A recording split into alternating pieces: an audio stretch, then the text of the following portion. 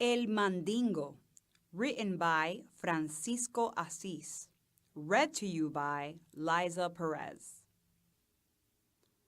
I heard this story from a friend who heard it from one of her best friends, who said it happened to her uncle in a trip through the desert. I don't know if this story is real. I hope not. Or maybe I do. I really don't know. But I'm writing about it because I want everyone in this world to be careful with what they wish. Some wishes can come true in this desert. Some names were deliberately changed to protect the identity of those who were involved in the story. Nobody in his right mind would want to be related to it, I think. Uncle Vinny had a folk band, a great folk band. They were really famous in this part of Chile, so they had to move from one city to another because of their demanding concerts schedule. And the distance between cities is bigger than any other part of the country. They had to travel through the desert in a van for 8 hours from Copiapó to Antofagasta. The trip was exhausting, and Uncle Vinny had the worst week of his life. He was a 40-year-old musician, and as a musician, Vinny had some bad habits that are seen in every woman and man who have the same occupation. These habits caused Vinny to lose his family. His wife took their kids and ran away to an unknown place. That made Vinny so sad and depressed for what was happening in his life. His teardrop was a waterfall. The night was falling in the desert, and at the van, Vinny was venting with all his emotion with the boys of the band, who were the biggest friends that he had ever had. He was looking at his phone at photos of his family while he was telling them about his regrets. He said, "I really miss my family, my kids, but above all, I need my wife." "But what would you do to have her back?" some guy of the band asked. "I would give everything to have her back," Vinny replied.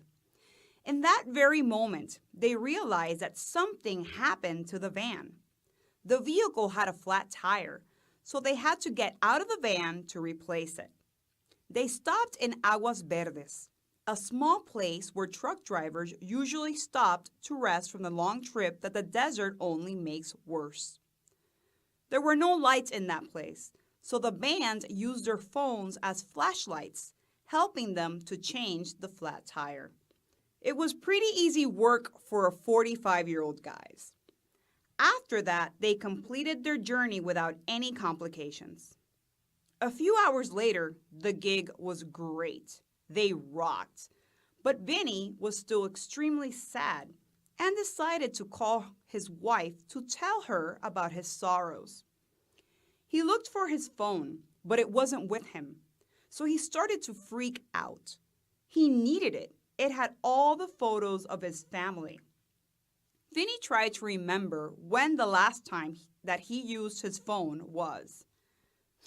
"Aguas Verdes," he exclaimed. "I used the phone when we replaced the flat tire in Aguas Verdes." Vinny wanted to recover the phone as soon as possible, so he decided to drive back to Aguas Verdes. He didn't ask his friend for help because they were tired. It was a long trip and a big concert, so Vinny drove back for his phone alone. The heavy-hearted man drove fast, thinking about what he was losing because of his stupid behavior. He didn't want to commit another mistake, so he decided to find his phone and change his path. After several minutes, he finally arrived. Vinny placed the van in a way that the lights of the vehicle could help him to find his phone, and it worked. He immediately saw it, and it was the happiest moment he had in a long time. He ran for it and bent over. Vinny took the phone, removed the dust of it, and when he was raising his head, he saw a man. It seemed to be a pair of shoes. Vinny looked up and saw a big, creepy shadow. "I think you asked for me a few hours ago," the shadow said. What? Vinnie said while a shiver crossed down his spine. Do you want to have your wife back, don't you? Vinnie fell to the floor paralyzed. After a couple of seconds, he turned back and started to run. When he got into the van, the shadow said, You know where you can find me, Vinnie. I will always be here for you. I would like to know what happens with Vinnie, but the story ended there. I suppose that he is alive because how can we know about this story if he wasn't?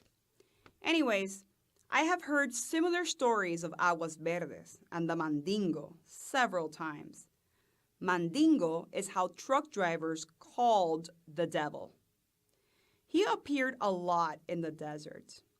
Many truck drivers and people like Vinnie have been cheated by him, and they have been cheated by the desert too. This story may vary every time I have heard it from a different person, but there is a thing that has never varied in the entire story, that the desert might be a dangerous place.